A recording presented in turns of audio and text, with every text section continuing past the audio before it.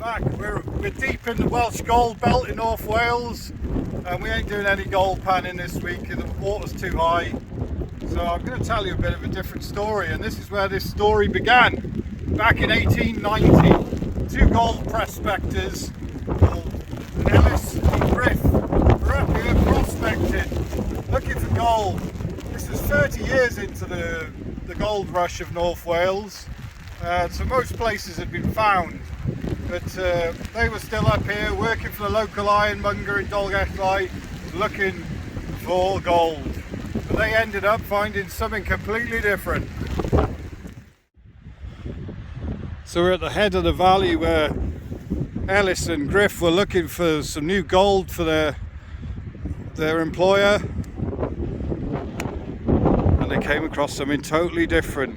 I mean, we've got the rocks here, we've got some quartz inclusions and stuff, and they were looking through the rocks on the hillside, and something took a glint of Ellis's eye amongst the rocks, and they are under further investigation. Gold this time. Between the crevice they pulled out a plate and a cup, and it looked really old and ornate, and they couldn't believe their luck. So no gold was found, but they got two holy relics, and this is where the story begins.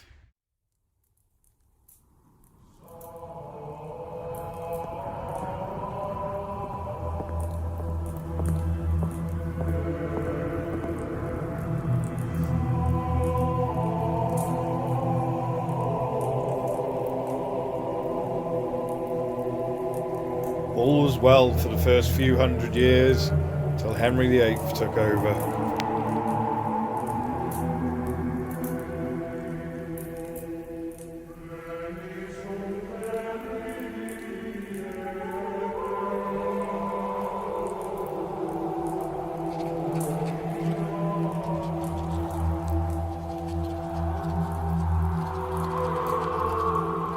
That any Catholic would love to have on their shelf, so I'll be destroyed.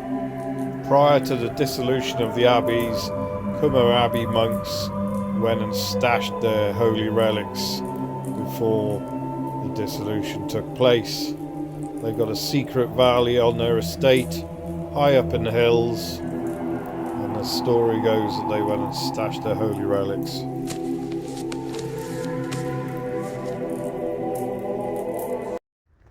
This is what's left of Cummer Abbey, where we think the holy relics were hidden by the monks of this abbey to hide them away from King Henry VIII after his dissolution of all the abbeys.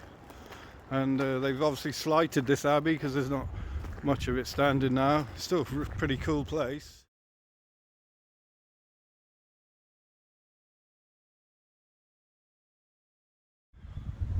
Still some cool arches left of the abbey, look.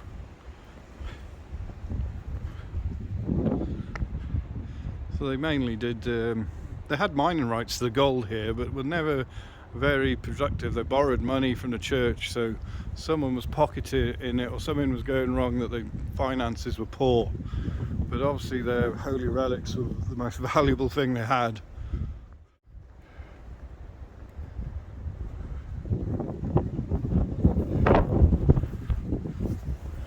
So this could have been the location for the holy relics, this little alcove, ornately decorated, and the altar would have been up this end.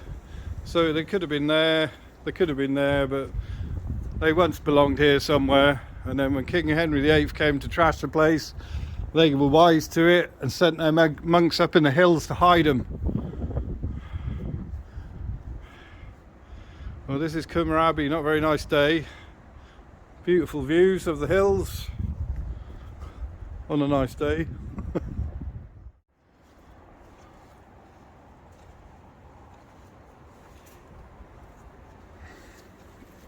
It's impressive carved to post that, isn't it?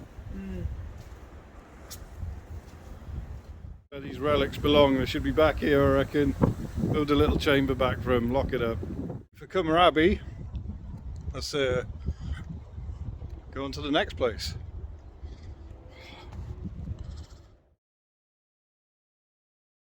It turned out that Cummer Abbey had a secret valley up over a range of hills, and they owned a lot of estate, and so the monks hid the relics up this hidden valley.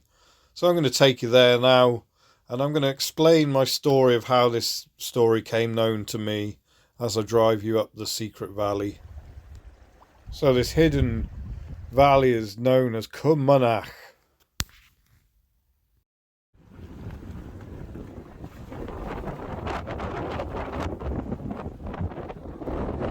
I happened to be telling one of my local villagers about my gold prospecting activities, and she found that really interesting. She goes, "You won't believe this, but my granddad was a gold prospector," and she proceeded to tell me the story of what follows now. So he worked for T.R. Roberts, the local ironmonger in Dolgellau, and his mate Griff. They were both gold prospectors. He actually hired many people to work the mines and prospect. So Iona's granddad Ellis and his mate Griff, they were prospecting up Cummanach, looking for a new gold seam for their boss. And they found, I don't know if they found any gold or not, but they came across the relics, these chalice and pattern, silver ornate items. They couldn't believe their luck. They took it home, and within a couple of days the word had got round, and someone knocked at the door and persuaded them to give them up, and they paid him 50 shillings, which wasn't very much for such items back in the day. It didn't take long for their boss T.H. Roberts to find out about these relics, and he was most disappointed that the boys had sold it to someone else for pittance. So he found out who it was and bought it back off him for £700, which was a fair amount of money back in the 1890s. And through this transaction, the Crown started to take notice and declared that it was treasure trove and they wanted to claim it. I think there's some sort of court battles ensued, but it ended up that T.H. Roberts ended up selling it to a Baron Schroeder for £1,000. So he made a bit of money, quite a bit of money back then, £1,000 for these relics. And Baron Schroeder held the relics up until 1910 upon his death. And after his death, the Crown managed to get hold of him. And apparently these holy relics now reside in the museum in Cardiff, capital of Wales. So there's only one thing to do, is find out if those relics are in the museum still. Now Iona, the granddaughter of Ellis, the gold prospector from the 1890s, she campaigned to get the relics returned to North Wales without success. But I'm going to now go and find these relics and see if they are on show in pride of place in the Cardiff Museum. So the original finders, Ellis and Griff, of the relics, they ended up with nothing. I hope they found some gold as prospectors, because the relics did them no good at all. But I suppose you can't take the find away from them. It must have been an amazing find. Good on them.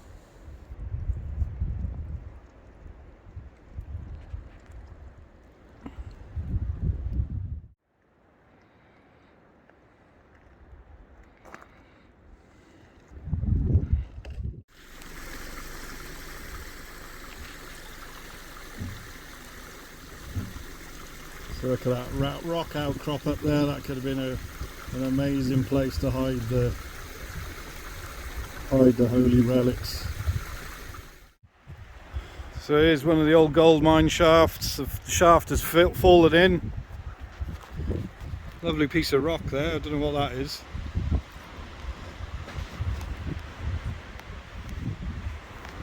And what a view.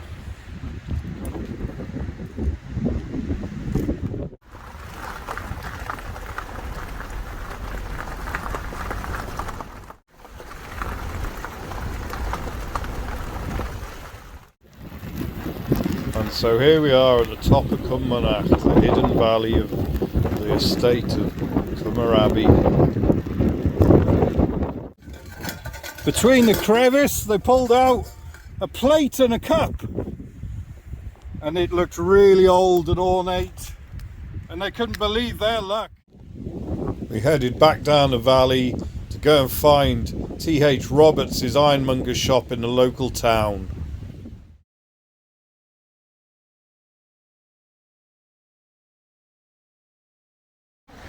So this is T.H. Roberts Ironmongers, and this is where Ellis, Jones and Griff worked for him, and he sold the shovels, made the gold pan, sold the gold pan, sold everything for the miners back in the day.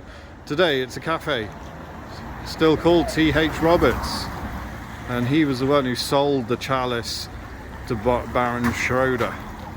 So pretty impressive.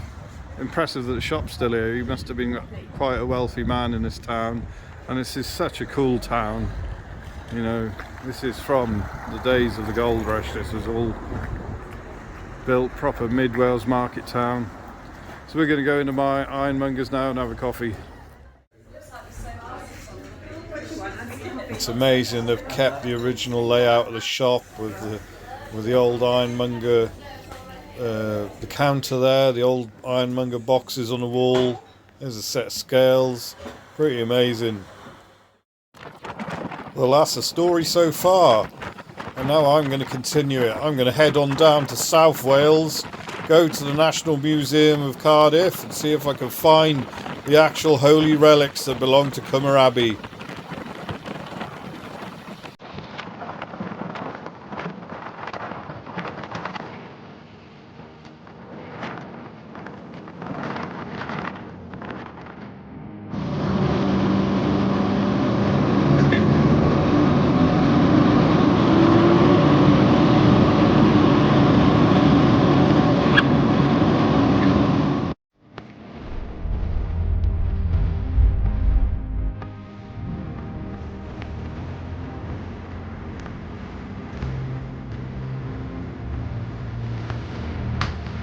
Here we are, come to the city. Find this chalice, and it's in this building. The National Museum of Wales. Let's go check it out. No, it's not upstairs. So probably in Know where I'm going? I will need to inquire where it is and how to see it, Big please. old plate. yeah. If you follow me, we can come back to the Well, it's not looking good. desk They downstairs. apparently Okay. haven't got it on display, and I'm quite worried about that. Hopefully they can find it. I've come a long way. We don't want to finish the video on a downer where it's not, they don't know where it is in the museum. Turned in a bit of a mission that. It's not in this place. They've moved it to another museum, about half an hour away, and we're going to go find. Right, we're off to the next museum. They haven't got the details right on the website. Just been on a bloody wild goose chase really, and they've just shifted mostly art into the main museum of Cardiff, which is a shame. Obviously no one's interested in history anymore. So we're going to go and find this old museum on the outskirts where apparently all the good stuff is. So let's go get on it. Check the river. It's about to burst its banks. Am I even going to get out of this place?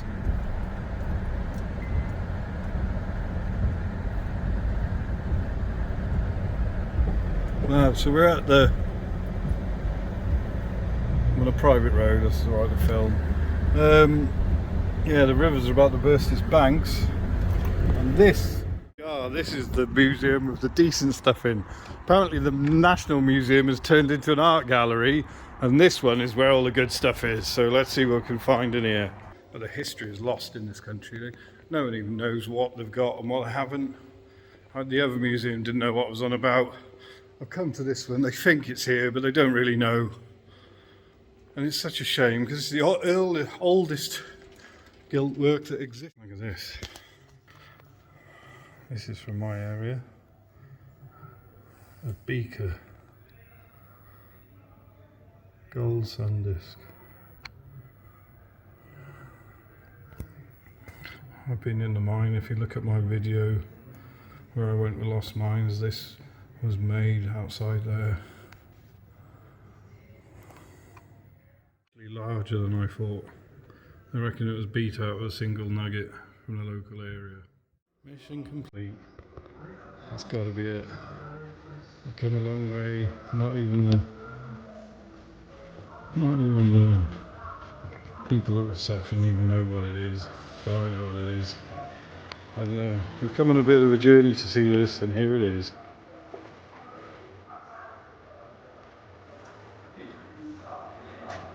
The chalice and the plate. The relics of what we think has come.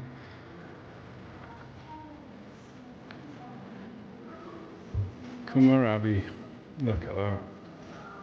Early medieval 1220. They polished it up well. So I've been on a bit of a mission, and these were just pulled out of a crevice. A bit buckled as what I read. Must have beaten them back into shape, I don't know. But it's mission complete.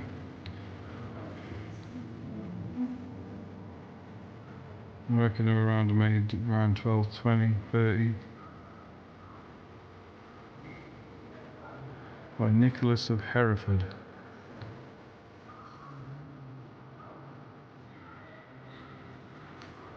Oh, I'm so glad to find these.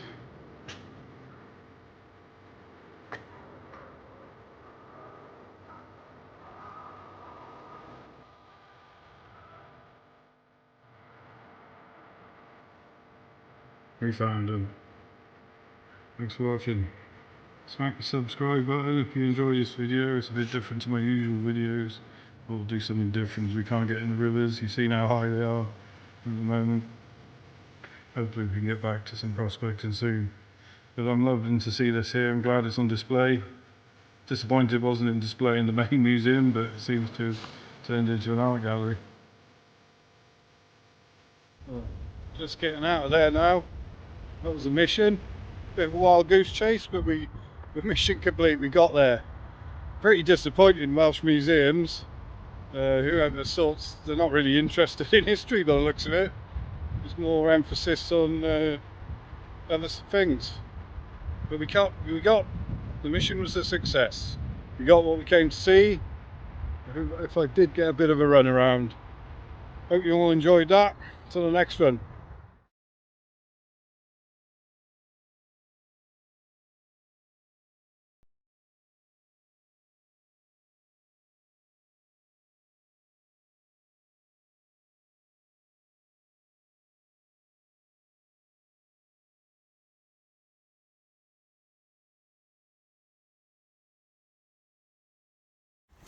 I just love simple engineering. Use a rock to shut the gate. Needs a bit of adjustment, but what a cool idea. Can use a bit of a bigger rock. All the slack taken out of that. Cool idea. Well, I hope you like that. I thought it was a story worth telling.